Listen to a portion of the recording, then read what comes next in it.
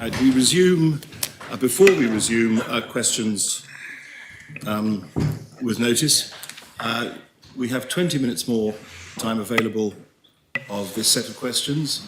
I then have to draw those questions to an end, but I've allowed one additional urgent oral question, which I propose to take immediately after that before moving to questions without notice. My thinking is probably the answers may inform what the questions without notice might be. I don't know. But that's what I'm intending to do. Yes, Connétable? So I just would like to take the Assembly's leave to attend a medical appointment and leave the Assembly at about 3:15, and I'll be back as soon as I can. Thank you very much for telling us, Connétable. Deputy Pori? Thank you, sir. Yes, I have to leave as well at 2:30. I've got to take a relative to an emergency appointment at the hospital. Thank you. Very much. Very well. All right. Well, then we will continue, and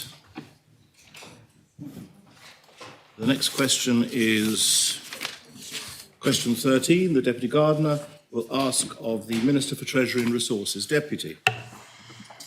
Thank you.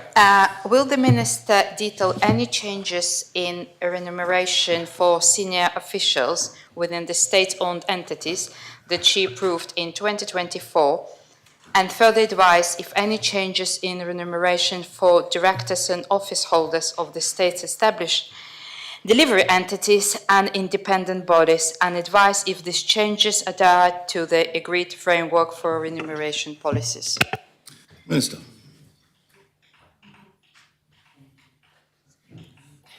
You can move next door to the Thank you, Chief sir. Minister's. Thank you. Apparently the spare part is on the way to fix it. So, the Memoranda of Understanding with the wholly owned states-owned entities requires ministerial approval for, firstly, changes in the quantum or structure of the remuneration of the executive board members, and secondly, for changes in the non-executive director remuneration. I can confirm that changes to the director remuneration for the wholly owned state-owned entities have adhered to the SOE remuneration framework, which includes increases in base salary being linked to inflation and the wider workforce increases within the relevant business. In the context of an oral question, time will not permit me to detail each of the approved changes, but I'm happy to provide these to the Deputy separately. I would also point out that the director remuneration is fully disclosed in each of the SOE's annual published report and accounts. So I think there have been no changes as such other than routine pay rises. The second part of the Deputy's question refers to states established delivery entities and independent bodies. I do not have political responsibility or oversight for these organisations, and I'm not able to detail the changes in remuneration for office holders. I understand, however, that a remuneration framework for arm's-length bodies, which will apply outside the state-owned entities, is being developed and will be considered by the State's Employment Board during 2025. This reflects a commitment made following the CNAG report on oversight of arm's-length bodies published in 2024. Thank you, sir. Supplemental question, Deputy. Absolutely. Thank you. And thank you for the Minister for confirmation. And if the members would look into the oversight of arm's length bodies, Controller and Auditor General report that was published last year, they can see the structure and actual remuneration from the chief executives of the bodies. And if we can see at least three of them, the first one, it's between above 400 plus, touching 500 plus thousand. My question is, and CNG suggested that when we're establishing the framework, we need to look into the appropriate local and international benchmarks given Jersey's relative position to them in the marketplace, for example, lack of competition and other things. I'm sorry, you really do have to... Sorry, but my supplementary You've effectively question... had a 2-minute speech. No, sorry, apology. The question is, what appropriate local international benchmark given Jersey related position were taken to establish the framework? So I think the framework isn't about benchmarking, although benchmarking I think forms part of it. The framework is more about the manner of increases. So as I mentioned, the SOE framework includes things like linking base salary to inflation and what else is happening in the workforce. So, you know, you wouldn't expect, or I certainly would not, and haven't agreed to an increase, for example, if the workforce were getting 2% and the chief executive was getting 8%, I'd be very unlikely to approve that, and that hasn't happened. I would just emphasise that. But the framework, we are going to review the framework as part of our review of the MOU. We are going to review the framework to make sure that to try to bring all to have the decisions made in a more consistent way, and there is benchmarking for the state-owned entities. I can't talk about the arm's length bodies.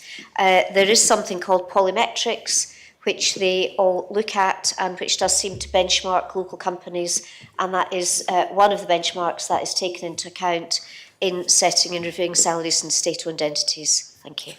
Deputy Alex Curtis. Thank you, sir. And the Minister said that she wouldn't have time to detail all changes to salaries, but perhaps in the conversations she's had and the decisions she's made, were there any state-owned entities or individuals whose remuneration was significantly below the maximum that would have been permitted by the agreed frameworks followed? So that could be individuals who elected to take a pay freeze or a below inflation pay rise that she felt that occurred. Can she recall any examples of organisations choosing to follow something lower than what would be the maximum agreed under the frameworks? Minister. Yes. The problem, I seem to have been talking about SOE and executive pay for about the last 6 months because of the time periods at which they come forward, and that's something I want to look at. But yes, there was, I recently approved some pay rises which I think were, no, they were in line with inflation, and there had been a thought of upgrading them, but the chair had refused to upgrade them beyond inflation. I don't think there have been any pay freezes. People are entitled to a pay rise when they're performing well. Thank you, sir.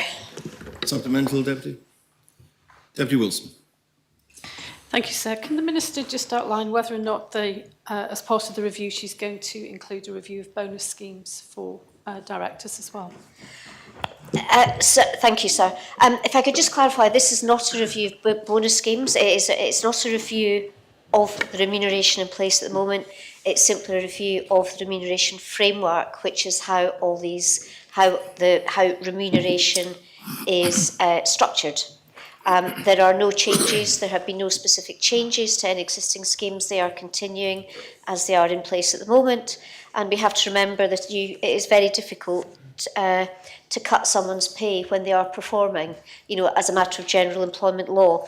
I'm simply looking at the remuneration framework and not the mechanisms that already exist in terms of how people are paid.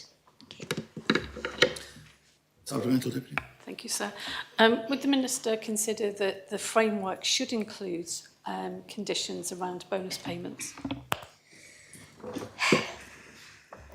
I think the framework probably does talk about bonus payments. They have structures. All bonus schemes are subject to, I think, generally some form of a form of balanced scorecard, which is reviewed by the board, and that then comes to me more than once during the year to look at performance against the scorecards. And again, I'm sure if you ask them, I will challenge them on the scorecards and the proposals. I have challenged more than once this year in terms of proposed pay rises. But where schemes are existing, new schemes will have to be considered carefully. But those that are in place are continuing as they are. Thank you. Final supplementary, Deputy Gardner. Thank you. Does the Minister consider that the bonus schemes appropriate and sufficiently targeted at business performance with a sufficient weighting of KPI linked to the state's objectives and value for money, particular quality of service performance? Yes, I believe that is the case. They all have very detailed balanced scorecards with with clear targets, and they are rated. Most of them have an audit remuneration committee who look at those. It is the non-executive directors who consider executive director pay, or the audit committee, the remuneration committee does that, and they look closely at the bonus schemes and performance against whatever scorecards and criteria that bonuses are awarded against. Thank you, sir. And now to question 14, the Deputy Doublé will ask the Minister for Children and Families. Deputy. Thank you, sir. Does the Minister have a long-term plan for ensuring that children in all parishes have access to suitable outdoor and indoor play facilities? And if so, will he share details? Sir, I've asked my Assistant Minister, Deputy Ferry, to answer this question, as he has delegated responsibility for the area. Thank you. Thank you, sir, and I thank the Deputy for allowing me to answer this question. Currently work is being undertaken on a play strategy for Jersey to assist in developing an approach to play space in Jersey that meets the needs of children and young people in the long term. The strategy will have a focus on available indoor and outdoor play facilities across the whole island, sir, and will be a key document to advocate for long-term plans to ensure that play spaces are available and protected. As part of this work, a mapping process will be completed to identify what resources we have, where they are, and as priority in the strategy will be to assess which needs further resourcing or facilities and what they should be, taking into consideration that not all parishes will need the same facilities, and we must have a range of play experiences for children. During the initial stages of this work, stakeholders with experience and knowledge of play have been involved. Children and young people's comments on play will also have a key role in guiding the strategy. It's also important to note that there are already green spaces and open spaces for children and young people to enjoy. As part of the mapping process, we want to ensure those spaces are accessible and can be utilised by children and young people, both in the short and long term, sir. Very much. Supplemental question, Deputy. I thank the Assistant Minister for his answer. Where gaps are identified, who is responsible for establishing and funding play facilities where there are gaps? Thank you, sir, and I thank the Deputy for the question. I think what we've already identified is that the play spaces that are available are controlled under ownership and funded by different organisations. They don't come all under the Department for Infrastructure. And as we found out at a parish meeting last night, some of them have incredibly complex ownership and funding arrangements, including insurance arrangements. So the reality is there's no one single point that is in control of all of those play spaces. So the strategy will seek to harmonise that as far as possible, sir. Deputy Tadier. The answer, I may have touched on this already in that answer, but the question focuses particularly on parishes. But does the minister accept that actually children from all over the island and families can use these facilities wherever they're from, irrespective of their parish run? And will he actually look into maybe if there's a way that the renewing and maintenance of these facilities, which are used by all islands, should actually be partly funded centrally? Yes, thank you, sir, and I thank the Deputy for the question. I think what we've already identified is lots of people from around the island travel to their favourite play space, and we've probably all got fond memories of what our favourite play spaces were. Mine was Coronation Park, where there was a big steamroller that had just been planted there and painted, and we had huge amounts of fun on that. So I think play spaces have to be appropriate for the young people in that area that are going to use them.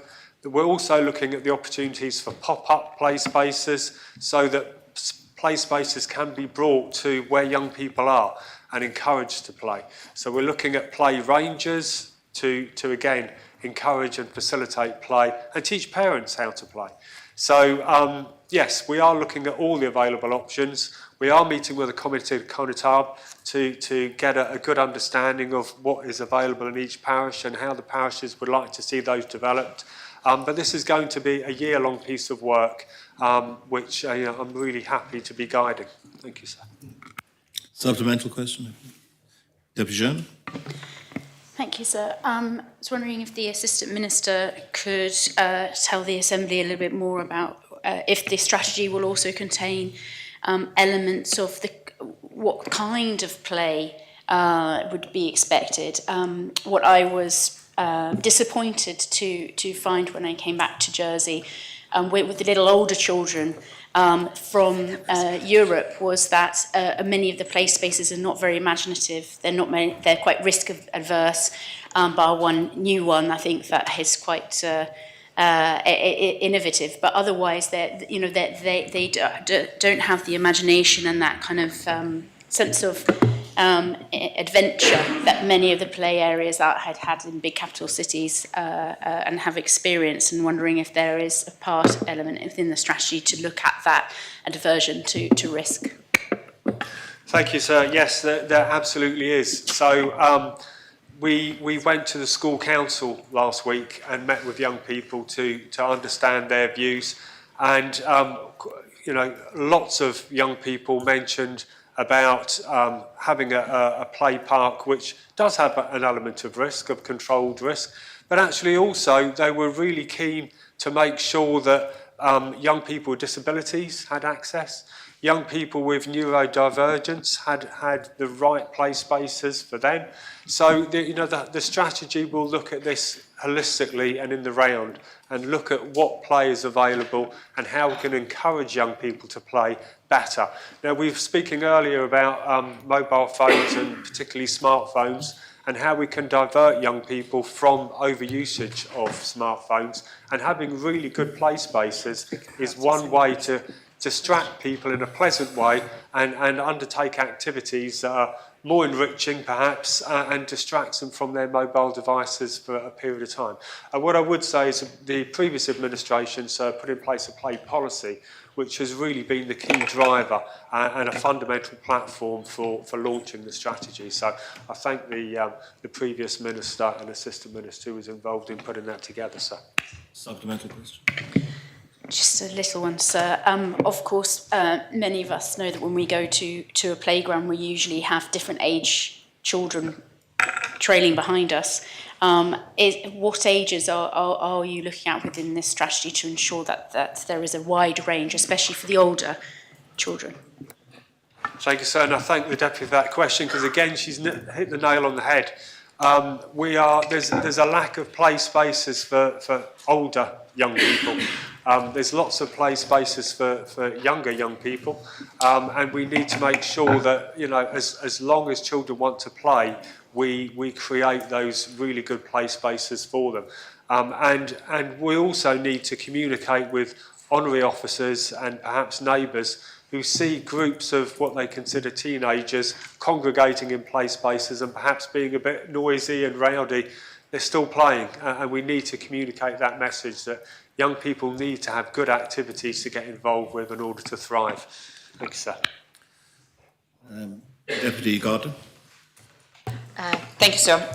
First of all, I would like to start with thank you for biodiversity government team and infrastructure officers who support natural materials rather than unnecessary rubber surfacing, and they're working really well with natural play surfacing in the government schools. Is this part of the question? Yes. I do have to challenge you on it. Fair enough. Because it does sound like it was part of the statement. question, because I think that the government is leading really good way of natural play and not rubber play. I would like to ask Assistant Minister if it would be part of the strategy and how the Assistant Manager will encourage parishes that still prefer to work with the rubber than with green spaces. Thank you, sir, and I thank the Deputy for that question. Yeah, it's really important that the right materials are used. We've got some really good opportunities with Millennium Town Park and Springfield Stadium to get it right and make sure that we are using sustainable materials and that it's not just rubber and metal.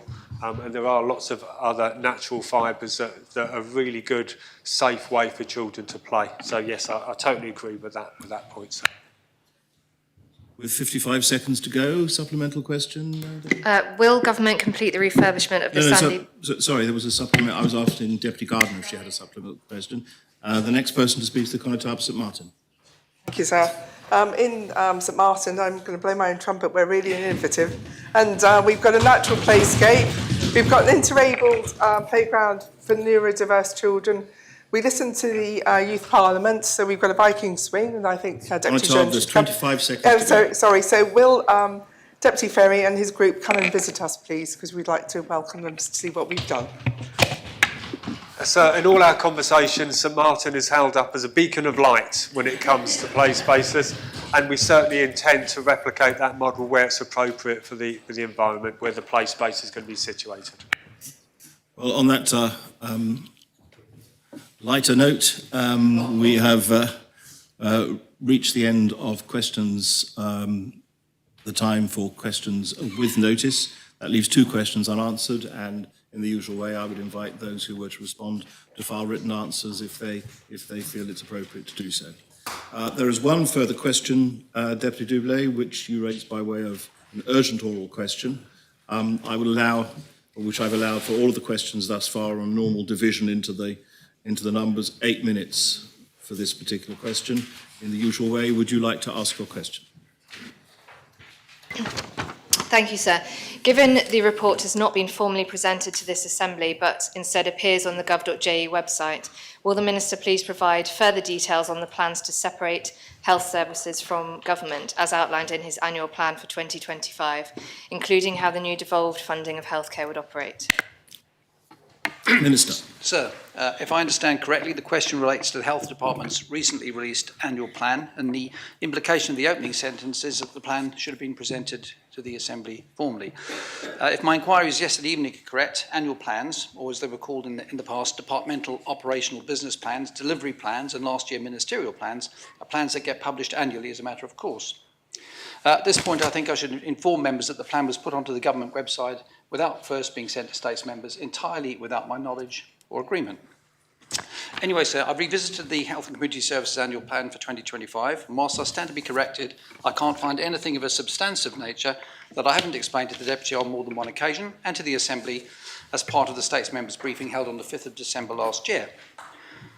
So, sir, whilst I've already made several attempts to explain my intentions for the coming year, I thought it might be helpful to provide members with another copy of the layout plan that I presented previously. This was going to be distributed to members, sir, but that failed to happen over the lunch hour, so I do apologise. Anyway, I'm happy to talk through my explanation using the very words that I'm sure fuelled this latest urgent crisis. If members would, well, I was going to say if members would be kind enough to look at the paper provided, but I had provided the paper, and in my view, sir, the layout is self-explanatory. So, both at the briefing sessions and in written material, I've been at pains to explain that in my view, and the view of many health professionals, the health service had been over-centralised in the Parker era, and this had had an adverse effect on efficiency and the delivery of services. As a consequence, I've stressed repeatedly the importance of securing a high degree of autonomy for health so that it's able to have a more direct control of its essential functions. Bearing in mind that the service employs about 30% of states' staff and accounts for £300 million of our expenditure, and in 2023 it underwent, under the centralised system, it required a financial review by a major accountancy firm that cost £500,000. I don't think my actions are unreasonable. So, sir, in the forward to the annual plan, I chose to suggest that it should be separated from, but connected to government, encompassing all health functions, including strategy, policy, legislation, public health, digital health, commissioning, procurement, and population data. I must ask you to bring your answer to a close, Minister. 2 paragraphs, sir, and then I can stop. In addition, and They whilst might it be very appears long paragraphs. sorry? They might be very long paragraphs. Will you permit me to? I think I can just get through the essential bits in 2 paragraphs. It's just, I think it's few important to... well, I've a few gone as seconds quickly more. as I can, but it's A quite few a long and seconds more. complicated question, Please sir, carry and on. I wanted to offer it, to answer it comprehensively. I can wait for supplementaries and have Well, another I think go. the time's come to wait for supplementaries. The normal rule, as you know, is 1 minute 30 seconds for a ministerial answer. There is some flexibility, and that has been honoured more in the breach than the observance, frankly, during the course of the day, as has indeed the necessity for discipline and succinctness in asking questions. But there we are. Supplemental question, Deputy Dublé. Thank you, sir. I thank the Minister for his initial answer, and I understand mistakes do happen, and the Minister has shared much of this information.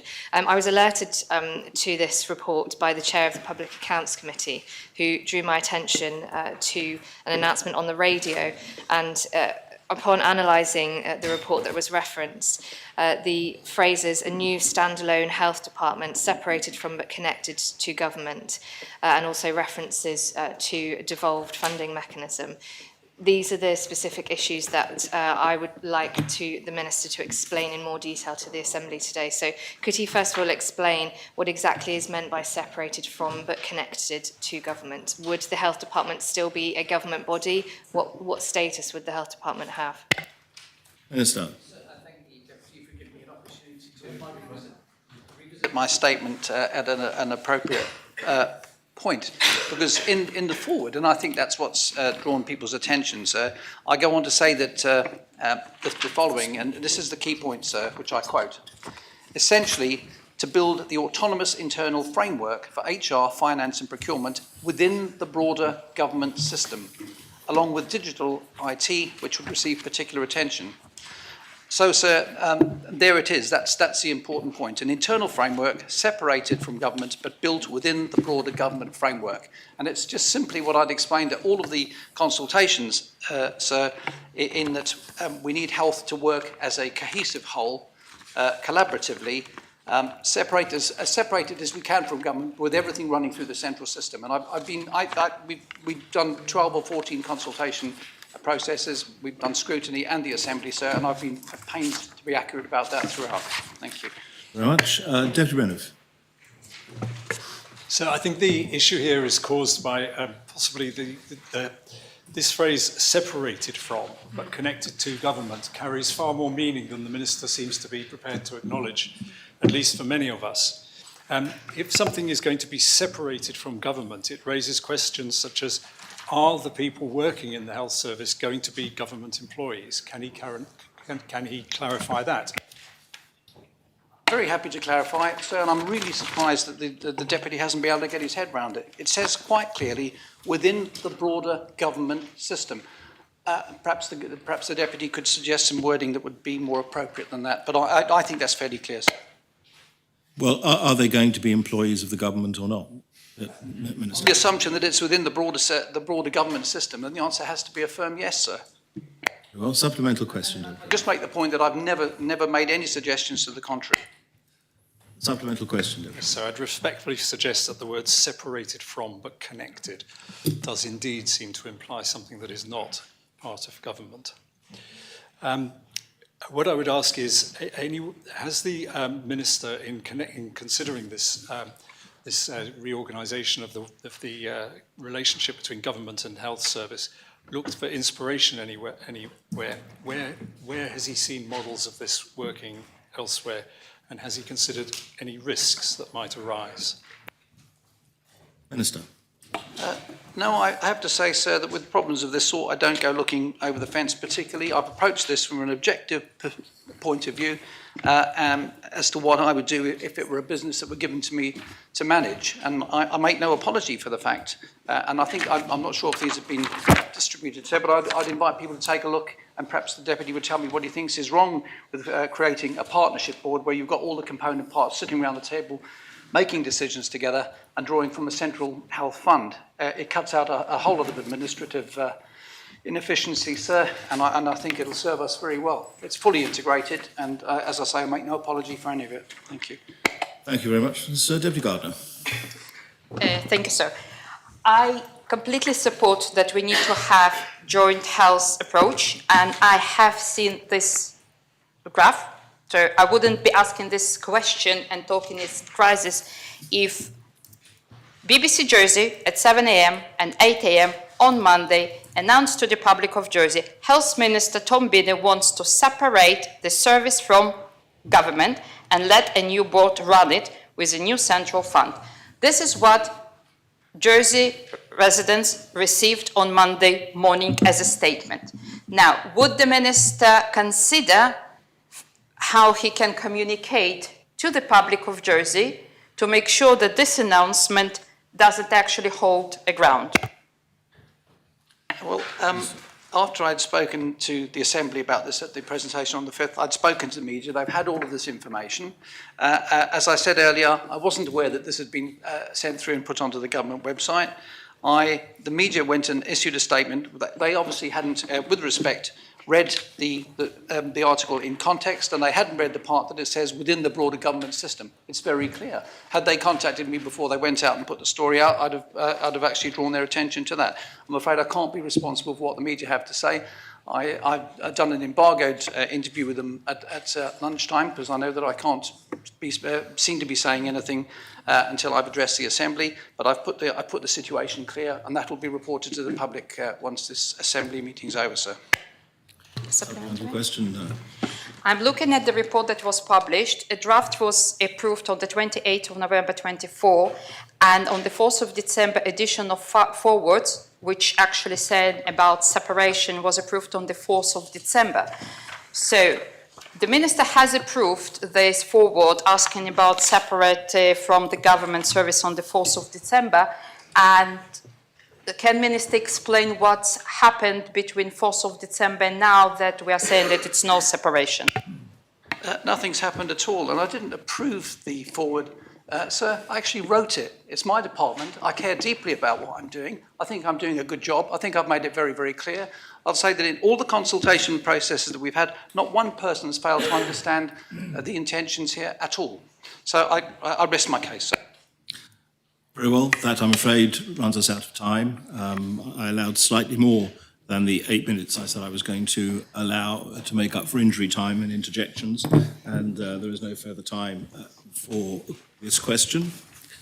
Very well. We now come to questions without notice. The first period of questions without notice is for the Infrastructure Minister, and keeping everyone in suspense, the first to ask questions, Deputy Coles. Thank you, sir. Will the Minister outline what conversations the planning has within the foreshore defence plans to make sure that our slipways are more accessible in future? Minister. Thank you, sir. So the challenge we have with our slipways is most of them are 1 in 9 slopes, and to be accessible for wheelchair users, they should be 1 in 20 slopes, sir. So the work that we're doing around the Hob Depart foreshore work includes access to the beach for these people. I would also like to compliment the work that's done by Beach Mobility, who do some good work around the island, allowing people with mobility issues to access the beaches. Thank you, sir. Supplemental question? Yes, thank you, sir. As you know, as the Minister has alluded, Hob Depart is the first port, and we'll look forward to that work. Those who have attended the planning committee will have heard from some people with mobility restrictions that the only slipway they feel they can safely access is the one on Lahore by the toilets, because there's no vehicular access there. Will the Minister bear this in mind for other future projects to ensure that other slipways do become more accessible? Thank you, sir. Yes, sir, we will consider that. So I should also say that we've put in 4 blue badge parking spaces on the 5 Mile Road, sir, to make it easier for people. And we'll continue to look where we have the opportunity to make it easier to do so. A big challenge for people accessing the beach in wheelchairs, of course, is the cobbled nature of many of the slips. Thank you. Deputy Duvlay. Thank you, sir. And I will ask my supplementary on play facilities. In terms of play facilities in St Saviour, we don't have any as yet, although I know the Constable is planning some. So residents in St Saviour will travel quite often to the Sandy Park in Grooville. Are the government planning to complete the planned refurbishment of the Sandy Park, for which there was an extensive consultation which many children contributed to? And also, will the government agree to fund at least one outdoor play space in St Saviour? Thank the Deputy for her questions, sir.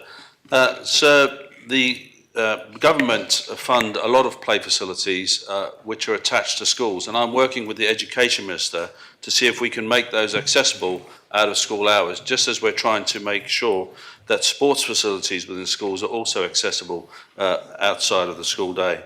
So I learnt to some surprise, sir, that the play park, which the government had been out to consultation at Grooville, didn't actually belong to the government, sir, but it belonged to a private group of individuals in the Grooville area, and had been leased by the government, and the lease had expired.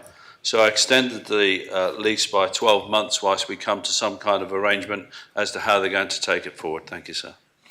Supplemental question, Deb. I'm not sure my question was answered. Will the government be funding the refurbishment of the Sandy Park? And will the government fund a play park in St Saviour? Sir, there is no intention at the moment, sir, or monies indeed, to fund play parks in Grouville or in St Saviour. We have play parks that we're already responsible for, and I'll give you Millennium Park and Springfield, sir, which need refurbishment. Last year we refurbished Le Kennevet, and we need to ensure that we look after what we've got, sir, before we add to our portfolio. Thank you, sir. Deputy Taddew. So there seems to be a proliferation of the phenomenon of the dashed white lines on main roads being removed in certain parts of the island, which I personally think is quite dangerous. I think cars tend to drive over the white lines often anyway. Is this something that the Minister can talk to and explain if it's an active policy of his department or if it's something that has just arisen by stealth? Thank you, sir. And I thank the Deputy for his question, because a road in St John's lost a lot of its centre white lines, sir, and found it had a lot of lines on the side of the road, sir, which I'm not sure what they're for. The road safety team and the engineers are carrying out road safety audits, which we've requested on La Route des Issues in St John. The perception is that people slow down when there's no centre white line, and that's the reason that that's taken place. But we've asked for an audit to be carried out to see if it is working or it isn't working. So I've received many complaints about the road in St John and other roads around the island where that treatment has happened. Thank you. Supplemental, Deputy. So how many accidents will the Minister need to know whether the new experiment has been unsuccessful? Well, sir, certainly in a Ruder's issue, anecdotal evidence would suggest that there's fewer incidents of wing mirrors being broken. So I'm not a trained engineer or capable of carrying out a road safety audit, so I shall leave that to the professionals and ask for their opinion. Thank you, sir. Deputy Joseph. Thank you, sir. I will ask the question that I was going to ask in all questions. Would the Minister kindly outline what actions have been taken to ensure the wishes of the late T.B. Davis in relation to land buildings gifted to the people of Jersey and other associated term conditions continue to be met by the government? Thank you, sir. I thank the Deputy for his question. So I was, like many islanders, surprised to read about the Howard Davis Hall and the restricted access in recent times, sir. Sir, Property Holdings took back responsibility on the 1st of January this year. I actually was contacted by a member of the family from South Africa, sir, in December, on December the 13th, and they asked if a Christmas tree could be put in place and if a carol service could happen before Christmas. I have to pay tribute to the officers, sir, who did all of that, and I'm still recovering from the actions of the 12 days of Christmas. Thank you, sir. Supplemental question. Thank you, sir. I am grateful for the Minister being so understanding, particularly it's an issue in St Saviour's. So it's enormous sensitivity. I think one of the issues the family had was that the portrait of Howard Davis was one of those that I know is being safeguarded and improved. I wonder whether he could confirm, for the avoidance of any doubt, that the government is going to review the other bequests of the incredibly benevolent T.B. Davis in the name of his son, the late Howard, and particularly in relation to the Howard Davis farm, which has not been respected, in line of which is an experimental famine for the furtherance of agriculture. Thank you, sir. So with the hall, it's our intention to have that open far more regularly for the public and to display those artefacts, which are quite splendid. Some of them are being currently restored by Jersey Heritage. So in terms of Howard Davis Farm, sir, I've put the department in touch with an organisation that is looking at experimental ways of farming, some new innovative kind of things to do in Jersey. And it makes sense to me, sir, that we explore whether we can use the Howard Davis Farm in the first instance rather than other land around the island. And I understand those talks are quite productive. Thank you, sir. Deputy Moore. Thank you, sir. Could the Minister outline what advice he's been provided with by Jersey Property Holdings in relation to the technical upgrades that are required to make the newly refurbished Jersey Opera House a functioning modern theatre?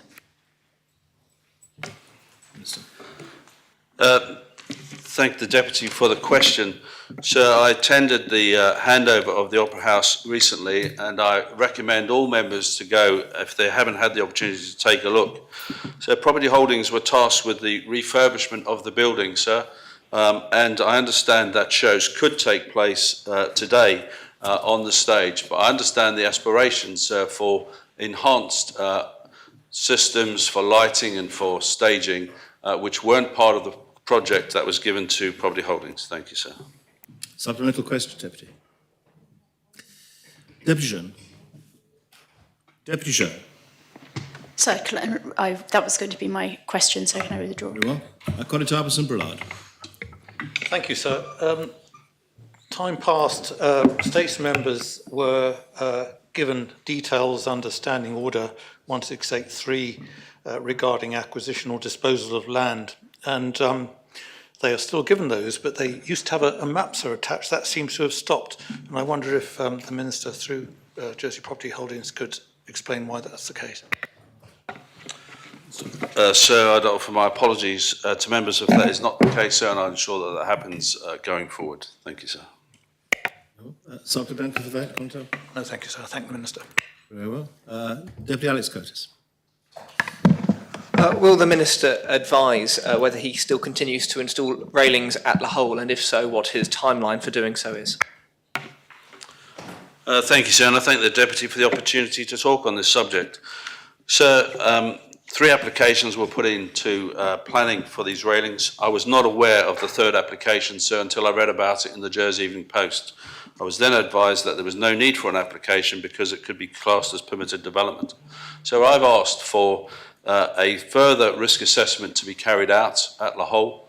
There has been serious incidents there where somebody's been found on the beach unconscious with a rising tide. We cannot ignore that fact. But I also want to explore what other treatments could be put in place to make it more apparent that there is danger there, sir. And I also intend to consult with the stakeholders, particularly the elected representatives for that district. Thank you, sir. Supplemental question, Deputy. Thank you, sir. The Minister has talked about balancing risk and pragmatism before, especially in regards to pavements. But noting that the Minister is currently relying that it can be done under permitted development rights, and noting that the Bridging Island Plan itself has Policy 14 to review whether to limit and restrict permitted development rights within the protected coastal area of which this site fits. Does he think, regardless of his ability to use such powers, he should at least consult the states or at least the wider public? So I'm happy to consult more widely, sir. When I was a fit cyclist, sir, I was one of those people who would jump off the wall on our bikes or onto the beach. Sir, I'm not fit anymore, and I cannot ignore health and safety advice that we receive. So we have to take that advice seriously. We have to look at what other treatments, if any, are available, and I'm more than happy to consult widely, sir. Thank you. Deputy Miles. Thank you, sir. In answer to a written question that I asked about play facilities back in April 2004, the Minister answered that £158,000 was allocated to the refurbishment of Sandy Park in Grouville. Given his earlier response to Deputy Doublé, could he tell us really what's changed and indeed where has that money gone? I thank the Deputy for her question. So what's changed there is that I discovered that we leased the land and we didn't own the land. So that's what's changed there, and I think we should be spending government money on government property before we start sponsoring other projects. Thank you. Supplemental question, Deputy Miles.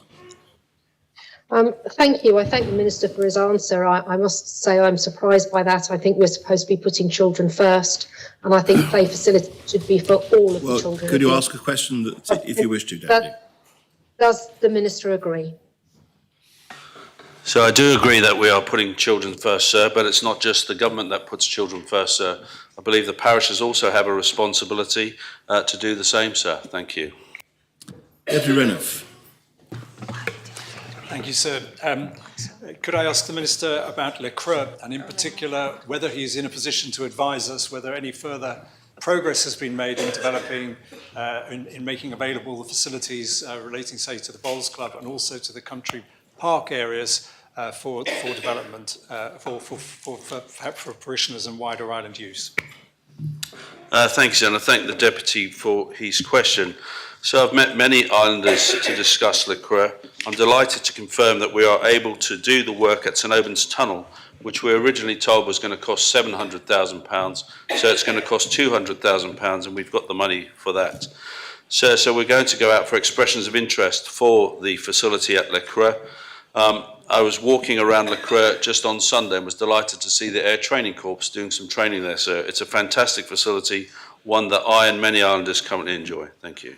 Supplemental question, Deputy.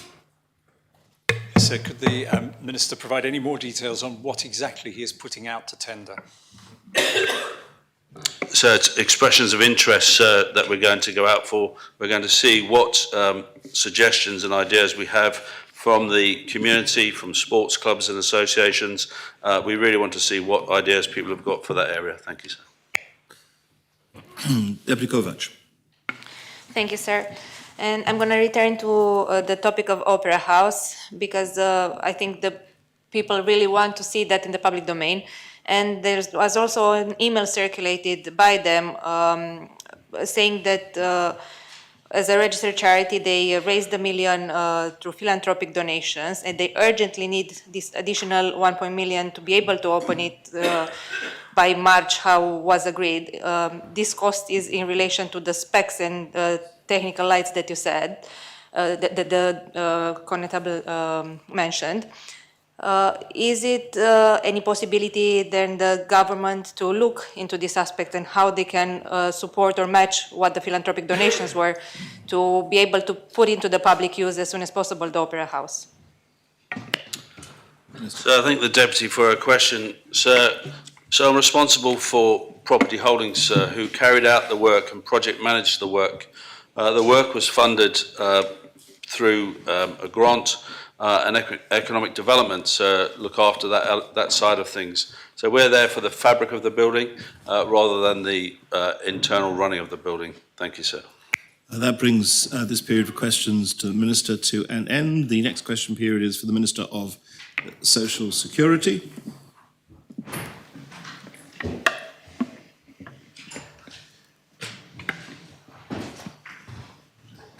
Deputy Jehan. Thank you, sir. The Jersey Community Foundation and PwC launched a report on the value of Jersey's third sector, which found the sector contributed £230 million to the island's economy last year, yet many are struggling. Can the Minister advise what she is doing to implement the report's recommendation?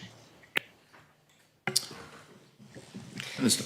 Thank you, sir. I haven't had the opportunity as yet, because I've been focusing on other areas, to review the recommendations of the report, although I know that there were recommendations in relation to government and the potential for Minister to be responsible for the third sector in particular.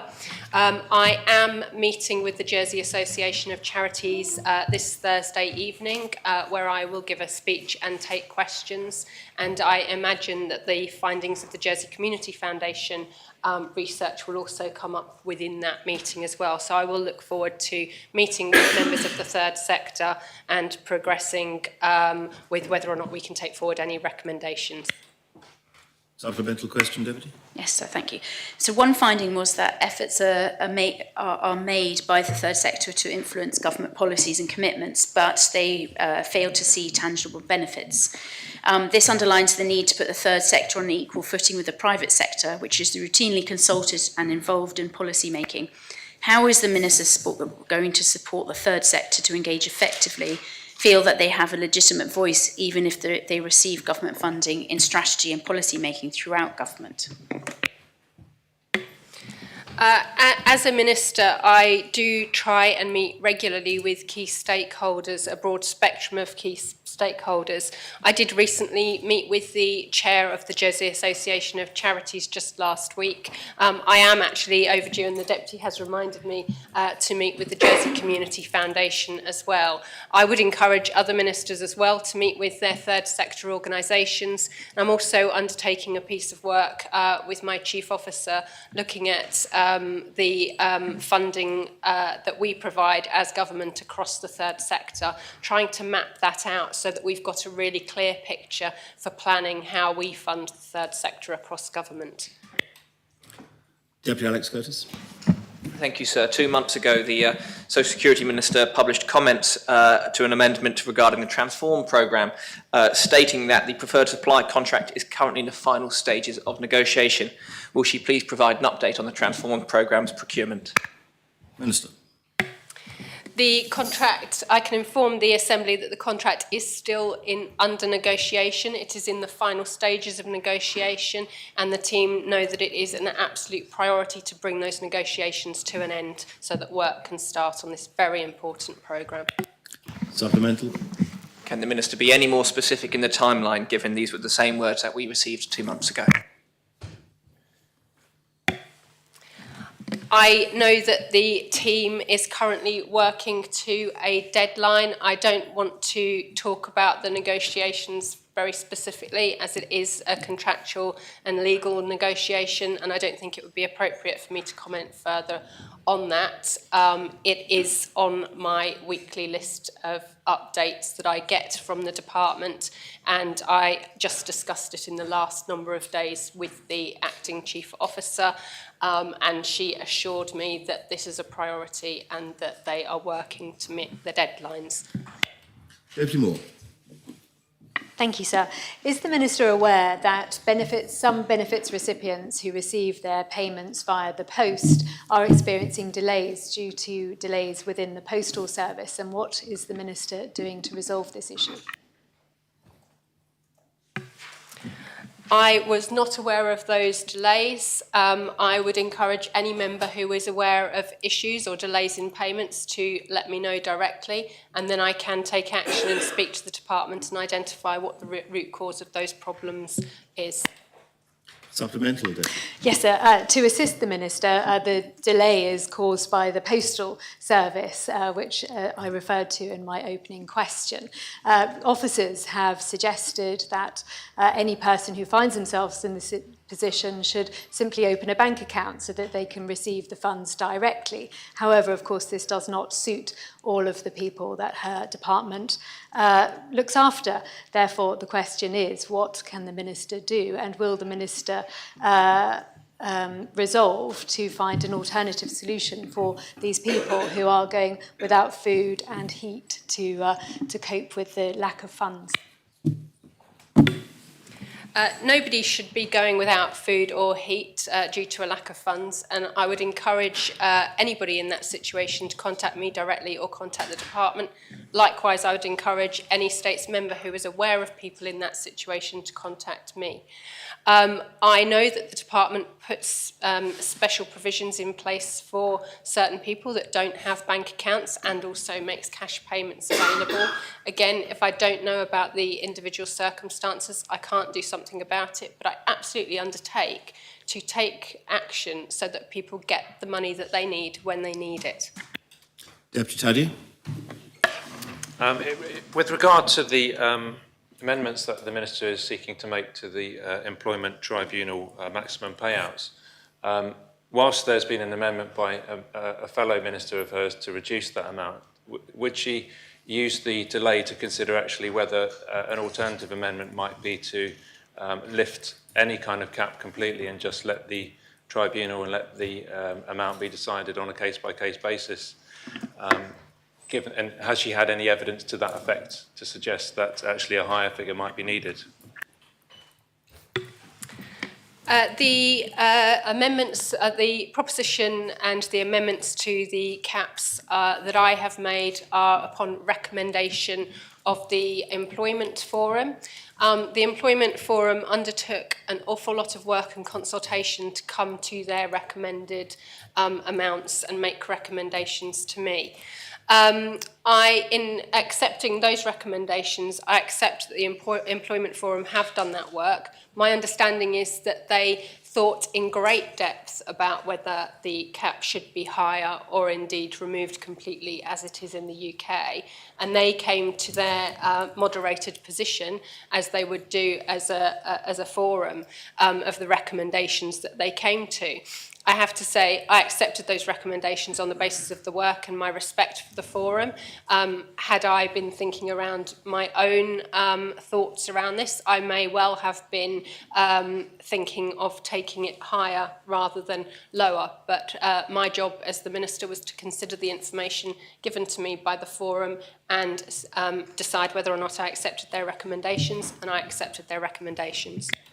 Supplemental question, Deputy. Could I ask what the Minister thinks the risks are if the figure is actually lower than the one that she is putting forward? I have been contacted by people who are concerned that there are risks if the amount was lower, that people may not bring claims to the tribunal, but also the risk to reputation of the island as being a jurisdiction that is not taking discrimination claims seriously enough. So I do think there are a number of risks in not taking the recommendations of the Employment Forum. Well, Deputy Dubé. Thank you, sir. The previous question was one I was going to ask myself, so I'll pivot and ask the Minister if she believes that income support is currently being targeted in the most effective way, and would she give consideration to looking at the terms of income support and considering specific measures for different groups such as pensioners and single-parent households? Income support is an incredibly complex benefit system, which makes it very difficult to assess whether the correct people are getting the correct amounts of money. And I am working through the income support guidelines currently with my team to look at where I think improvements need to be made so that we can make those improvements as quickly as possible. I'm also, and I've spoken with the Deputy previously about the work that we will be undertaking this year on minimum income standards, which I also would hope would help to inform us on where we go in the future with income support and other benefits, as well as minimum wage setting. Supplemental question, Deputy Dubé. Thank you, sir. I thank the Minister for her answer. Does the Minister think that we have enough data in establishing people's income levels and levels of poverty in the island? And would she like to see more data being gathered so that we can address that issue effectively? I think more data is always useful, but you need to work with the resources that you have as well. The transform system that Deputy Curtis asked about in the last questions will also help us to improve data. I would hope that that will enable us to also track applications potentially for people then who don't get income support, because at the moment we don't tend to have that data around people who may have applied but then found that they were ineligible. So I think that that would be useful. Of course, we've got the data provided to us by the Jersey Opinions and Lifestyle Survey, which I'm always interested in because that does give us an indication of the groups of people who require more help. Deputy Renouf. Yes, so could the Minister tell us about any discussions that might be underway to use the social security funds under her control to achieve government objectives, either, for example, in terms of using their investments to invest in government projects or buildings, or borrowing against the funds, or reducing contributions, or any other similar uses? There are no such discussions currently taking place. Supplemental, Deputy Renouf? Does anyone else have any questions for this Minister? No one? Deputy Renouf. Could the Minister update the Assembly on plans for the pension saver scheme and whether that is likely to be brought forward in this term of government, and if not, what her views are about what should happen to it? As the Deputy knows, I delayed the pension saver scheme upon taking this office so that we could focus on the introduction, on improving the minimum wage. I felt that doing the two at the same time would put a lot of burden on the same businesses, and I wanted to understand more about how the pension saver scheme may work before continuing. The officers are now working on other work that revolves around contributions and flexibility around contributions. And the pension saver scheme does remain on my work plan, but towards the end of the term. I had a very useful discussion with my counterparts in Guernsey around their introduction of a very similar scheme, and I will continue to learn lessons from their scheme so that we can ensure that when we implement such a scheme, we can do the best as we possibly can. Supplemental question, Deputy Mayor. Yes, given the anticipated increase in government expenditure to cope with an ageing population, one of the methods of coping with that might be that people will contribute more towards themselves through such schemes as a pension saver scheme. Would she commit to bringing it forward before her term of office ends? The implementation of such a scheme, if it were to be statutory, would require some fairly significant work to be done on the legislation, which currently isn't planned within the work plan, so I can't promise to bring that legislation before the end of term. Deputy Jehan. Thank you, sir. I was just reflecting on the Minister's response to my my questions about the third sector, and it was a bit disappointing to hear that the Minister had not yet looked at the JCF's report, because I remember when she came to this role that she was saying she was the Minister for Charities and would be working, or the Minister responsible for charities and would be working on that. But my question then would be, would the Minister be looking at the role of the government in commissioning charities for specific areas of work, and how they can develop a proper strategy around this? Because many times it is seen that there is more of a legacy situation when contracts are awarded, rather than a strategic view of really how to commission services from the third sector, and would you be looking at that? I know that a lot of work is ongoing within the Health Department, in particular around commissioning. It's an ongoing conversation that I often have with my officers around both commissioning and grant giving to the third sector, and I have asked my officers to look at how we can improve how we do give our grants to the third sector. So that is an ongoing piece of work. But just to clarify what the Deputy said, I'm not the Minister for Charities. I do have some responsibility for the promotion of the third sector within my role. What I said upon taking office was that a priority would be the disability strategy and the work on disability and inclusion. Brings the period of questions for this Minister to an end. There is now questions for the Chief Minister.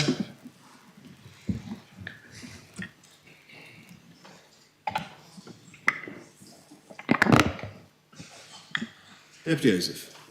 Thank you, sir. The Chief Minister will recall that the importance of the net zero plan and also the future of fuels and energies, which we've already discussed, gas. Could he confirm to the Assembly that the full Council of Ministers will be considering the future of the fuel farm and the particular break clause that is in place for the 31st of January? Yes, I can confirm that the infrastructure minister is leading on that and intends to bring it to Council of Ministers. And could you give an indication as to whether or not they are going to act in relation to the trigger clause, even if it's by way of negotiation? There's a decision to be made, in other words. Not at this stage, because we haven't had the discussion, but it's on the agenda for our next meeting. Before I call on anyone else, could I just indicate who I have noted down in case I have given people false cause for confidence that I have noted them and I haven't? Deputies Tadier, War, Renouf, Alex Curtis, IEA, and the Connétable St Saviour. Does anyone else indicate? I thought that might be more Deputy Duvlay, yes. Deputy Tadier. Thanks, sir. Insofar as this relates to the reputational damage of the wider Council of Ministers, does the Chief Minister think it is both a reputational risk for the island when we refurbish an opera house to the tune of £12 million, but we find that the opera house can't open because basic technical spec, which we as a scrutiny panel advised the department of, because we were advised of that almost a year ago, is not spent and is not up to date, sir.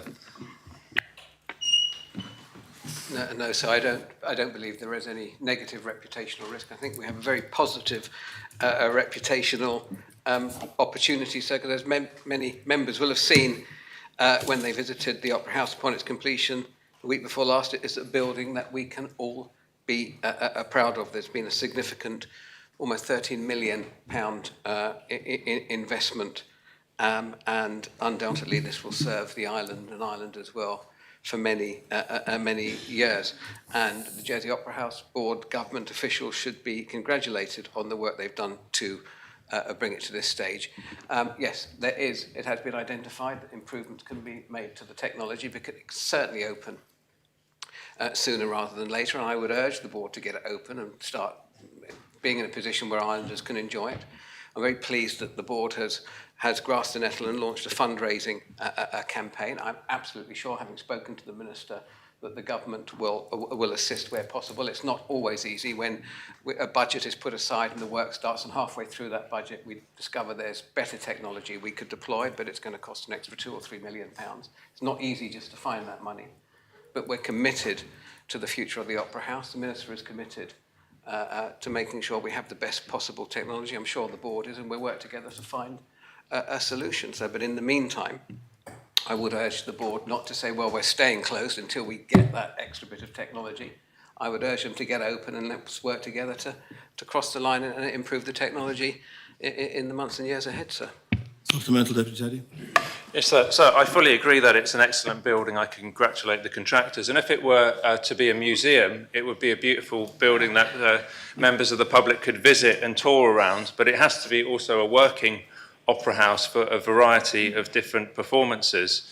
Given the fact that the Opera House themselves 18 months ago told the Economic Development Department that they needed this before they could open, and given the fact that this morning or this afternoon the DFI Minister says he's paid his part and now it's effectively up to the Economic Minister to pay his part, would he not think that a good gesture from government would be to at least match the funding that they've had to raise through philanthropy on behalf of the government, so that we can get this Opera House open as soon as possible, not just as a museum piece, but actually as a functioning Opera House?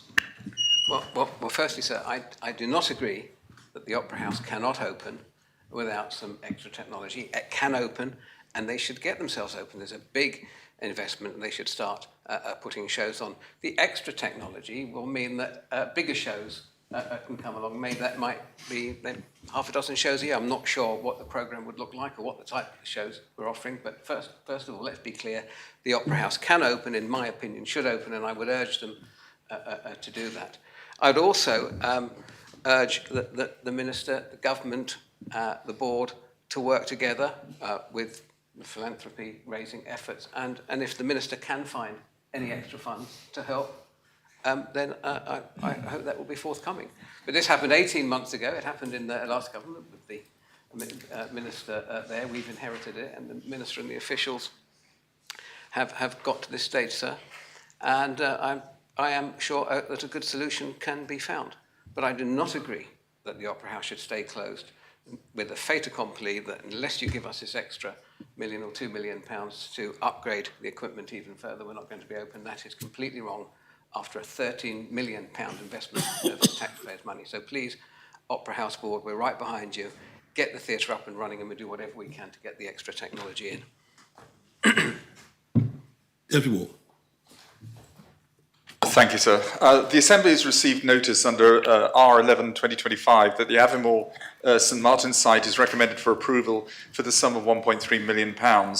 This is the same site that was advertised on the 29th of January 2024, requesting offers of over £3 million. Does the Chief Minister believe that this is the best value that can be achieved for the public of this island? Yes, thank you, sir. Yes, in January 2023, ministers agreed to dispose of the Aviemore site. The full value of the revenue released from the sale will be used to create an endowment fund for the care leavers. To obtain the best value and return, government puts it out to tender. 5 bids were received, but none of them actually came up to what was expected. So subsequently, we've had an offer from SOJDC of 1.3 million pending planning permission. Once that planning permission come through, depending on what scheme they approve, sir, that could lead to further additional payments, taking the purchase price over 3 million. So it's 1.3 million down, and then further payments pending planning approval. Supplemental question.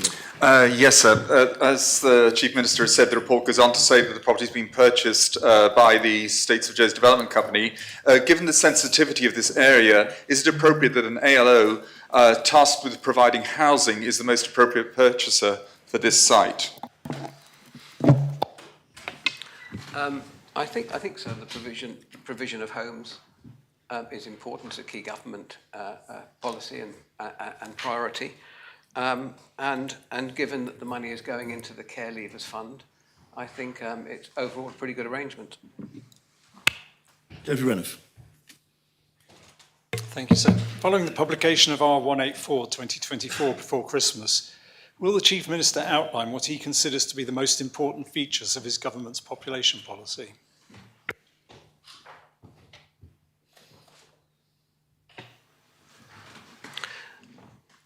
I think the most important features of Jersey's population policy over the years still remain, and that is the management of our population. More recently, the big challenge, the long-term challenges in relation to the working age population, and that's where we've seen potentially a decline, or projecting a decline, given recent geopolitical circumstances, not least Brexit and the shortage of skilled workers. The report that was presented, led by Deputy Else just before Christmas, was pretty much a holding position, taking note of the changes that had happened, the new challenges they presented, and how we might deal with them in the future. So in answer to the question, I think it is ensuring that we always have the right population to make sure that our economy can function properly, because without that we're going to be in all sorts of difficulties in relation to how we finance not just the day-to-day business of government, but future pension provision and so forth, sir. Supplemental question, David? Yes, so the States of Jersey Law 2005, Section 18EA, says that the government must each year discuss and agree, at least annually, their common policy on population. I'm not sure that I've heard anything from the Chief Minister that comes under the definition of a policy, something that would give the public an idea of the kind of decisions that the government is likely to take about population over the next 12 months. Could he help fill some of those gaps in? As I've said, sir, the government, as identified in the Future Economy, Sustainable Economy Strategy, is working age population and how we manage that, and that is a key policy for the government, sir. Now, currently, we are in a reasonable position, although finding certain skills is still challenging. But we are and will continue to work towards solutions based on the medium to long-term challenges that have been outlined in the future economic projections. And that remains a key priority. So we don't have, a few short years ago, we were facing calls to close the borders and not let anybody in. We were becoming overpopulated. Now we have, in a few short years, a completely different problem that we're going to struggle.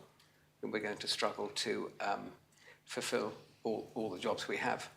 And we could find ourselves in a situation where we're vastly oversupplied with public services, such as schools and so forth. So that's at the top of our list in relation to population, and something in relation to the economic aspect the Economy Minister and his team are leading on.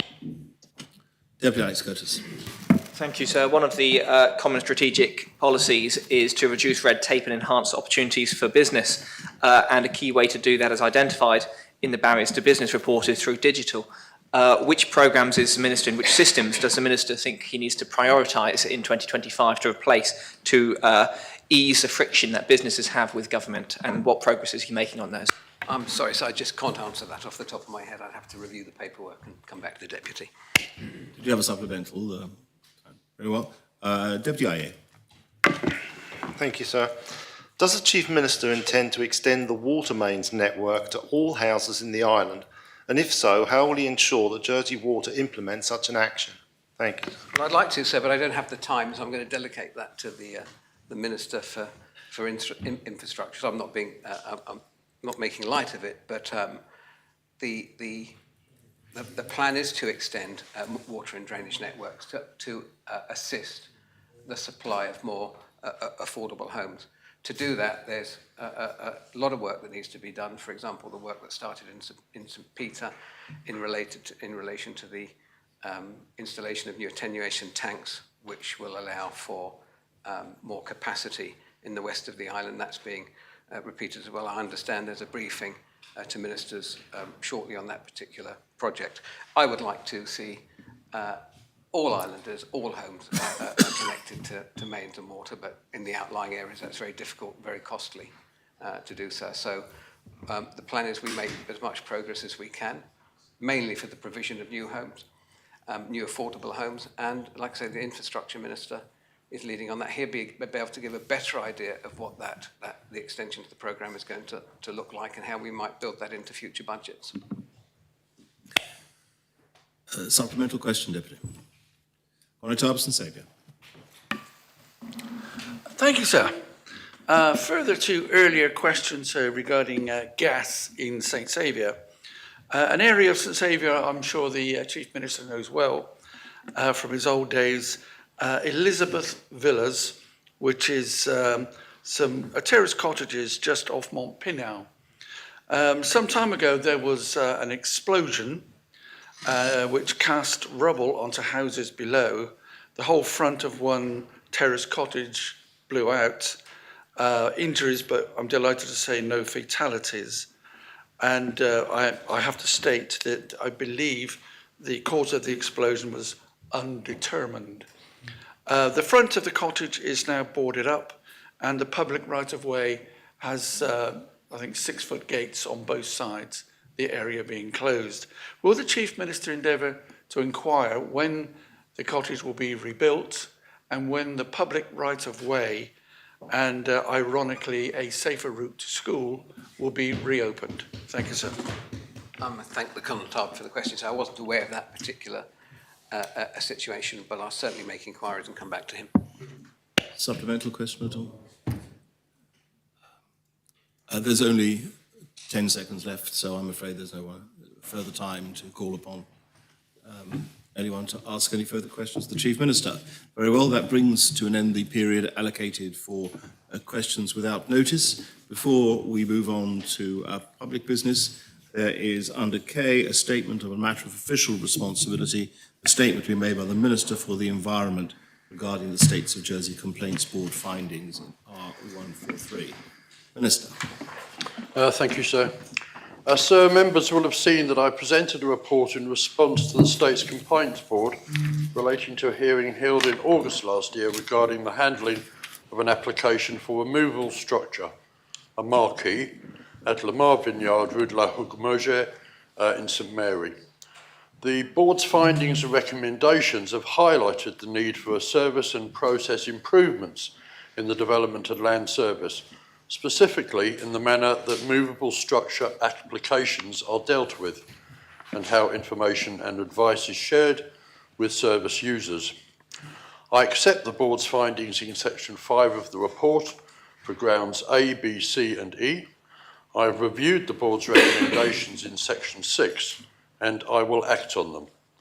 Notably, I will include third-party appeal rights for permissions under Article 7 of the Planning and Building Movable Structures Jersey Order 2006 and Article 108 of the Planning and Building Jersey Law 2002. The amendments will be part of the Planning Services Reform Programme. So I'd like to apologise to the complainant, and I wish to thank the board for the findings and recommendations. I'm using this opportunity to confirm my commitment to work with the development and land management team and officers to deliver on the commitment I have made to improve and reform planning services for the benefit of the island. Thank you, sir. Thank you very much, Minister. There is now a period of 15 minutes in which questions can be asked of the Minister on the contents of this statement. Does anyone wish to ask Deputy Alex Curtis? Thank you, sir. And the Minister's response to R143 in recommendation 6.4 highlights very usefully, I think, for all of us, that Article 81(2)(c) of the Planning and Building Law limits any permission for a movable structure to a maximum period of 3 years. And he highlights in the instance of the application for the marquee, this permission will expire on the 13th of June 2026.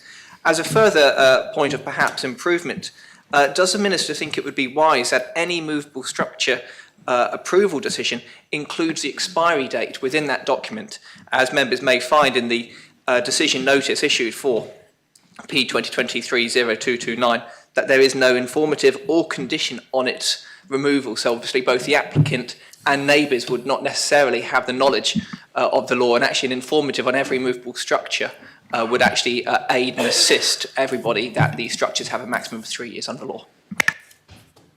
Minister. Thank you, sir. One of the other changes that I'm going to make is to site notices, and the templates are going to be updated. But the Deputy makes a good point. Permission for this application was granted up to the 13th of June 2026. And it wasn't necessary at this moment in time to agree that that was put on the notice, because the law is quite clear and the time period is defined. But I take the Deputy's point on board, sir, and it's certainly something that can be discussed and included so that both the applicant and objectors, in fact everybody, can know exactly when the time period expires. Supplemental question. Thank you, sir. And staying on movable structures, Article 7, the Minister also highlights that he is happy with the current definitions of movable structures and that it is suitably broad. And again, the application in question is approved, grants permission under Article 7, yet it is the case that there are other applications recently approved for what the Minister would define as a movable structure, approved under Article 19, which is, of course, the general approval of development. Will he give consideration to the fact and to the implications that movable structures have to date also been approved under both Article 19 of the primary law and Article 7, and what that means to the maximum stay for those applications? I will, sir. Part of planning reform will be to look at appeals. Appeals came in under their present form some 10 years ago when I was previously Minister. It was a great step forward for the people of the public of the island to be able to have access to appeals at a relatively cheap rate. But it's clear that we still have a small amount of work to do, and that will constitute work which will be done in the summer to upgrade all the rules that the Deputy talks about. And movable structures at the moment are defined as marquee, tent, caravan or other conveyance with or without wheels, flagpole, radio, television mast, etc., etc. And while it's been suggested to me that I should be an awful lot more definite in how I define a movable structure, members may well agree with me that having a very broad and general definition is essential, because if we were very specific, it may well be that somebody invented something which didn't appear on a quite extensive list and would therefore claim that the order did not apply to them. So I'm happy, sir, that the way things are defined at the moment is correct. But again, this will form part of the work that we'll do between now and the summer. Deputy Renouf. Beg your pardon, sir. The Minister has referred to dealing with this through changes he's going to bring as part of his wider reforms of planning services. Could he give a bit more information to members on what exactly will be included in those changes and what timetable he is working towards? In other words, when might we see this in front of the Assembly? So when I said I was going to reform planning to the Chief Minister early in the year, certainly the General Development Order was part of that, a big part of that.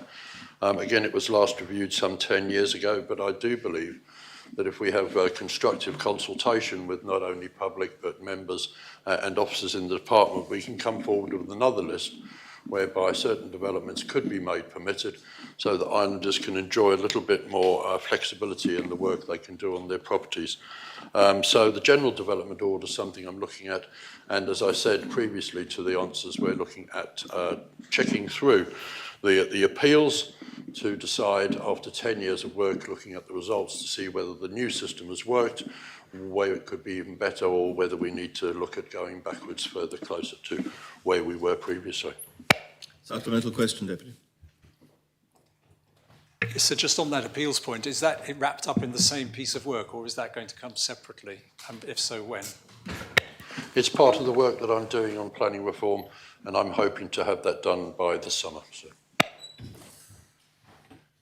Any further questions? Deputy Oates. Thank you, sir. I wonder whether the Minister, in his review and building on the findings of this review from the Appeals Board, whether or not he would, in his absorption and consideration of these recommendations, in way he says he wants to make life easier for people, would he, in so doing, reform planning with the mindset that we have an inflationary backdrop in Jersey? There are builders going out of business and we have a lack of building generally, and look at his planning system as a way of making sure that we can get Jersey building and get the economy moving and getting economic growth which isn't inflationary.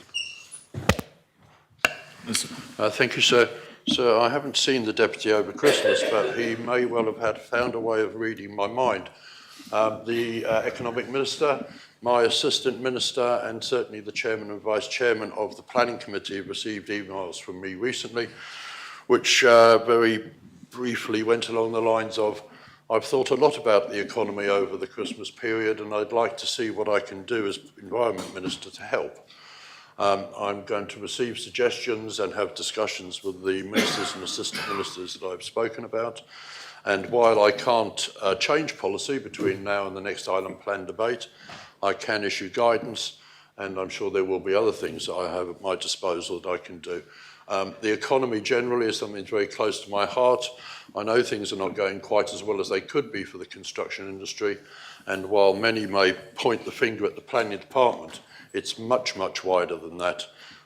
There's the price of money, the cost of materials, a whole range of issues. And I want to do what I can to help. So yes, the answer to the Deputy's question is very clearly I am on it and will do what I can. Supplemental question. Just to be absolutely enthusiastically receiving of such a minister's, will he work with other ministers to get this real zeal of enthusiasm towards economic growth and action? Getting a good response from his email, sir. Sir, as I've said, I've already emailed a number of ministers, assistant ministers and chairmans, vice chairmans, and I will receive their responses, but mine is the decision to make, and it will be me making it, and I'll happily listen to everything that people have to tell me. I don't have to follow everything. Any questions for the Minister? If there are no further questions, then I close the question period on this statement. We now move on to public business. The first item of public business is the draft Termination of Pregnancy Jersey Amendment Law P79, lodged by the Minister for Health and Social Services. The main respondent is the Chair of the Health and Social Security Scrutiny Panel, and I ask the greffier to read the citation. Draft Termination of Pregnancy Jersey Amendment Law 2000, a law to amend the Termination of Pregnancy Jersey Law 1997. The states, subject to the sanction of His Most Excellent Majesty and Council, have adopted the following law. Minister. Thank you, sir. The amendment before us today seeks to amend the Termination of Pregnancy Jersey Law 1997 to remove the current residency requirements that govern women's access to terminations in Jersey. If the Assembly approve this amendment to the law, it will allow a woman who is not resident in Jersey to access a termination in Jersey, providing the other provisions of the law are satisfied. The law currently provides that the upper limit for a termination on the grounds of distress is the end of the 12th week of pregnancy. This means that after 84 days of pregnancy, a woman cannot have a termination in Jersey unless that termination is a medical necessity or in response to serious fetal abnormalities.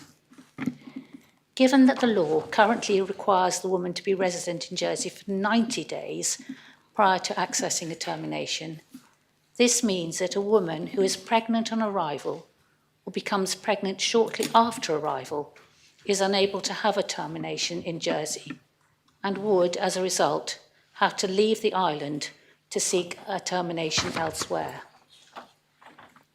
The current residency provisions are known to create hardship for potentially vulnerable or isolated women who are in Jersey but ordinarily live elsewhere. For example, women who are here for the purposes of work or for an extended period while caring for a relative. Usually these women are away from home in perhaps unfamiliar surroundings and having to make an extremely difficult decision. Whilst the removal of residency requirements does make it theoretically possible for a woman to come to Jersey solely for the purpose of having a termination, the likelihood of this is happening is extremely low for a number of reasons. The first is that most people come to Jersey via the UK or France. In both these countries, terminations are readily available at a later gestation period, i.e. later in pregnancy. Secondly, an amendment to Article 3 of the law further discourages health tourism, as the person seeking a termination will be required to be present in Jersey during the 2 legally mandated pre-procedure consultations. Furthermore, a woman who does not meet the residency requirements found in the Health and Care Jersey's departmental charging policy will pay £511 for her termination, as opposed to £185 for a woman who is resident, which further acts to discourage health tourism. The next steps and wider review of the law. The proposed amendment addresses a restriction that is known to create hardship for women, but it is the first step in a wider reform of the law. In accordance with the decisions of this Assembly, when debating P51/2024, further significant amendments to the law will be lodged before the end of this year. These will include proposed changes to the gestation period, grounds and criminal offences currently associated with termination of pregnancy. The proposed changes, which are currently being finalised, will be published in March for a short period of consultation ahead of law drafting. In the meantime, sir, I recommend this amendment to the Assembly, which will bring immediate benefit and certainty to all women in Jersey. Therefore, I would like to propose the principles. Thank you, sir. Are the principles seconded? Does any member wish to speak? Deputy Doublé. Thank you, sir. I am the chair of the Health Scrutiny Panel, and I wanted to thank the Assistant Minister on behalf of the panel for the briefings and information that has been provided to the panel, which has enabled us to scrutinise this area, and indeed we have published comments. And our comments are in support of this amendment and pretty much echo what the Minister, the points that the Minister made in her opening speech. So I will not repeat them, and members can view those comments if they wish.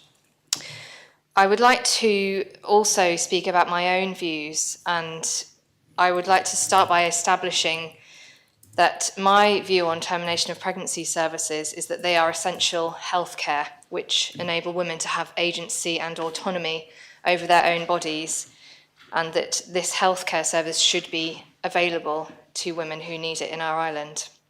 The law, which was established in 1997, is extremely outdated, and I fully support this amendment And I will make the case by talking about some of the broader elements of the law as briefly as possible. I'll make the case that this is actually the very least that we can do in this area, and there is so much more that needs to be done. I wanted to take members back to 2020. Of course, we were in the middle of a pandemic at the time, and I think, along with many other women in the island, assumed that our legislation in this area broadly mirrored that of the UK. So I was under the false assumption that women who did not want to continue with a pregnancy could obtain a termination up to 24 weeks on demand. And that, of course, is not the case, and it's up to 12 weeks on demand. And I was made aware of this by concerns from some women during COVID that they were having to comply with certain aspects of the law, which meant going in person to the 2 mandated medical appointments. So there are many seemingly arbitrary steps that women have to go through as a requirement of the 1997 law in order to access a termination on request.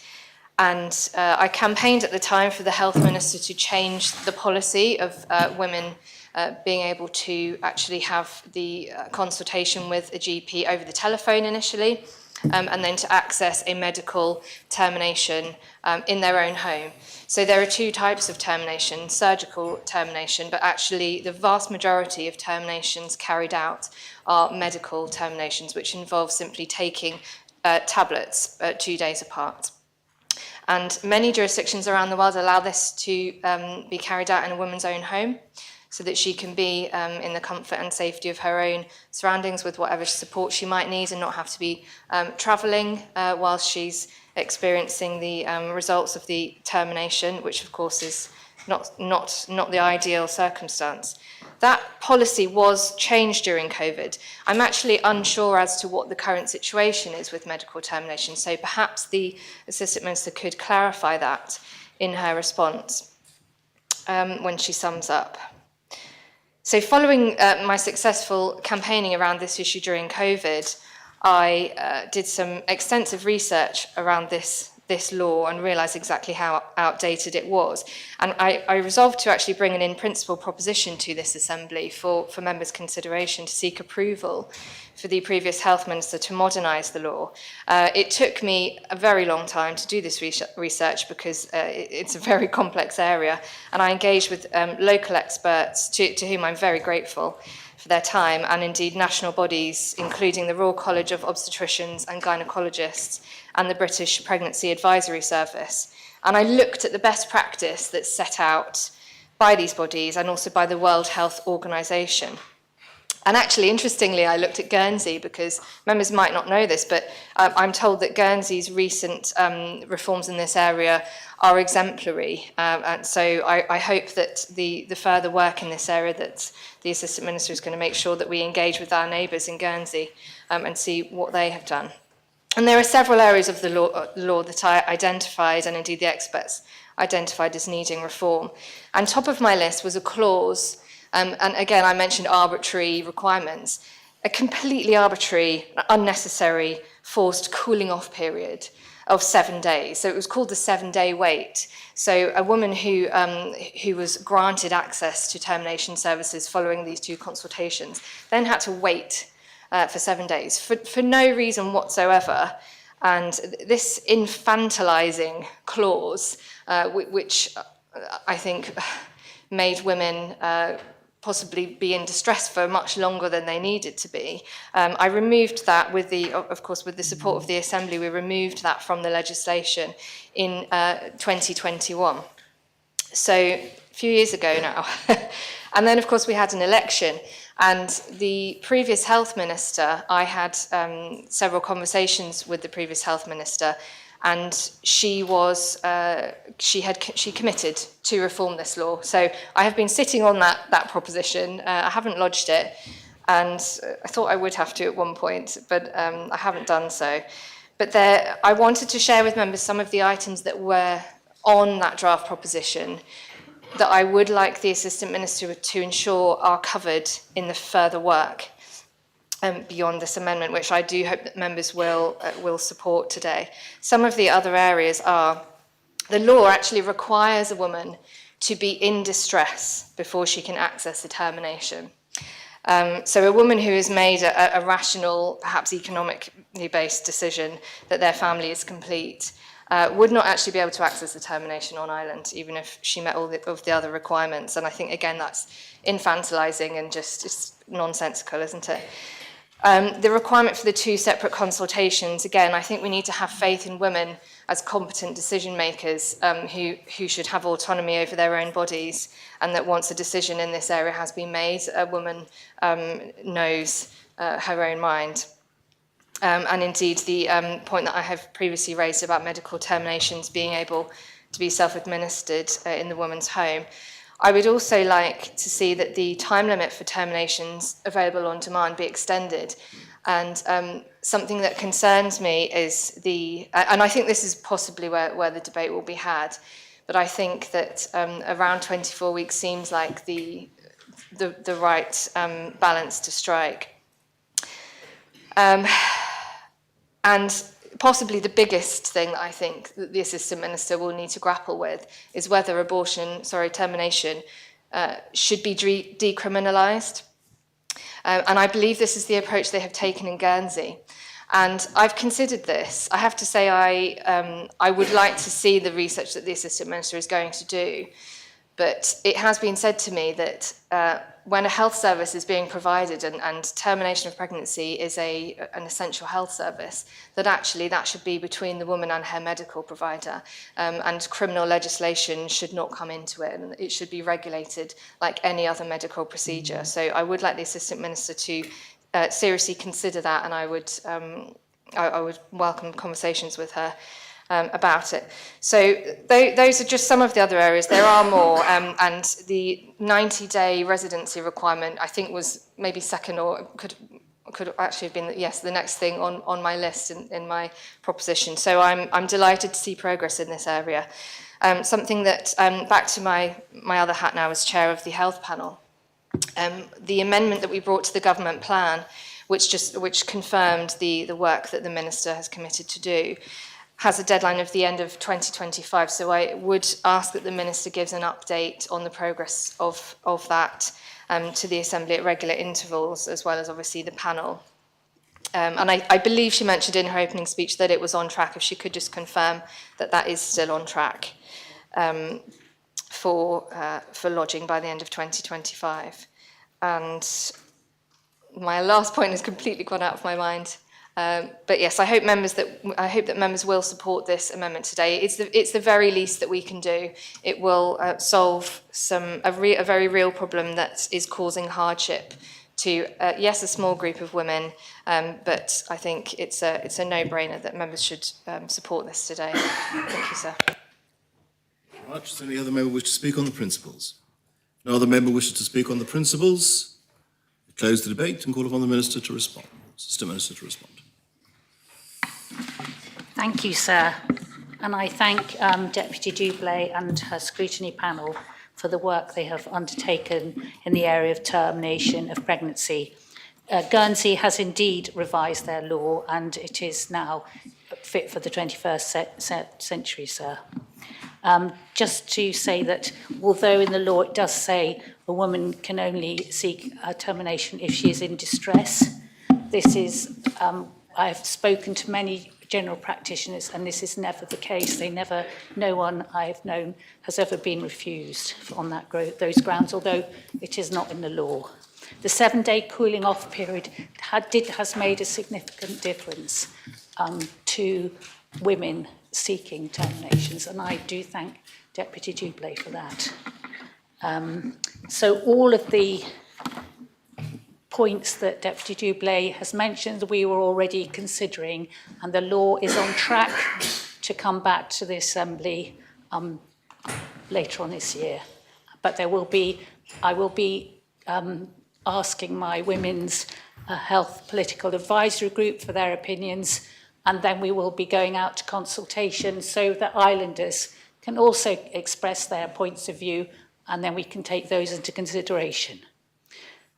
One last point, I'd just like to say, if anybody is considering having a termination, which is a really, really hard decision, the earlier you can go to seek help, from your GP, from the Brook Centre or from the Bath Centre, the better, because then you can go into hospital and, as Deputy Dublé says, have the first tablet, and afterwards you can take the second tablet in the comfort of your own home.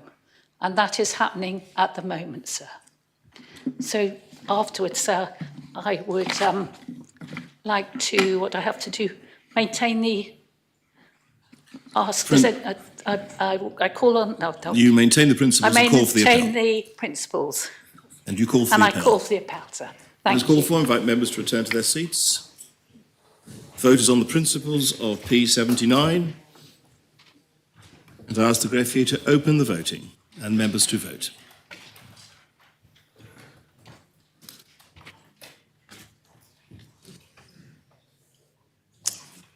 Members have had the opportunity of casting their votes. So I ask the greffier to close the voting.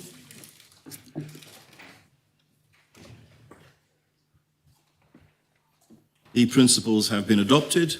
42 votes pour, no votes contre, no abstentions. I'm assuming, Deputy Dublé, from what you said, that your panel doesn't wish to call this in? No, thank you, sir. How do you wish to deal with the matter at second reading, then, Mr. Minister?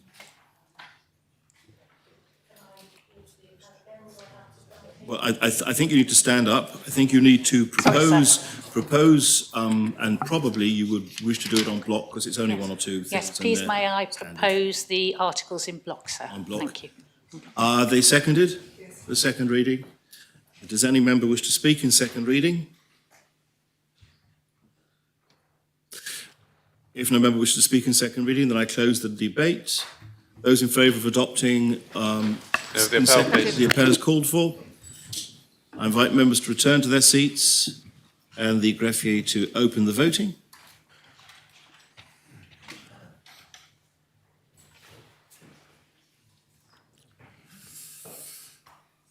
If members have had the opportunity of casting their vote,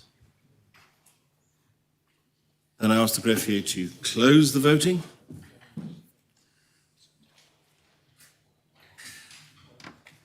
And the articles have been adopted in second reading. 42 votes pour, no votes contre, no abstention.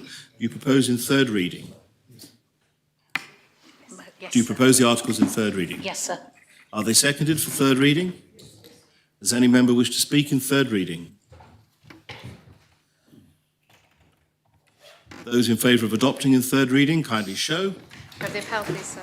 Appel is called for. Invite members to return to their seats if they've got up and run away in the last couple of minutes. And ask the greffier to open the voting and members to vote.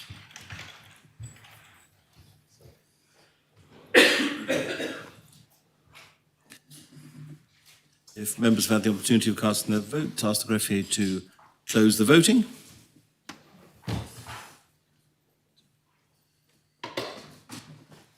And the law has been adopted in third reading. 41 votes pour, no votes contre, one abstention.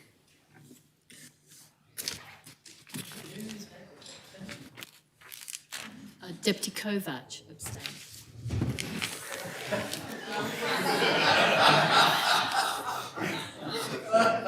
Deputy Kovac, I assume from your look of calm and equanimity that that was an unintentional abstention? Very well. Well, as it won't be a repeat of the Millennium Park, but there we are. That is how the vote is recorded. Very well. Deputy Gorst, you circulated members, I think, to say you were deferring the next matter of public business to a future occasion. Very much. That concludes, therefore, public business, and I call upon the Chair of PPC to propose the arrangements for future business. Thank you, sir. The arrangement of public business, 6 items are on the agenda for the meeting on the 4th of February. Reporting on Ministerial Affairs, P71. Modern Languages in Schools, P74, with Modern Languages in Schools Amendment. Draft Employment and Discrimination Jersey Amendment Law, P78. Draft Employment and Discrimination Amendment Law, P78 Amendment. Draft Children and Young People, Independent Advocates Jersey Regulations, P87, and Draft Children and Civil Status Consequential Amendments, Jersey Amendment Regulations, P89. Sorry, so I've lost my... Yeah. Number 6, Promotion of Political Education, P1 2025. P86, which the bailiff has just mentioned, was due to be debated today but has been moved to the March the 18th sitting. And please be aware, as usual, to keep all the days, subsequent days of the meeting week free in case we are needed in the Assembly. And sir, I propose the arrangement of business. Thank you. Members approve the arrangement of business as proposed by the Chair of PPC? Very well, then that concludes the business of the Assembly, and we stand adjourned until 9:30 on Tuesday, the 4th of February.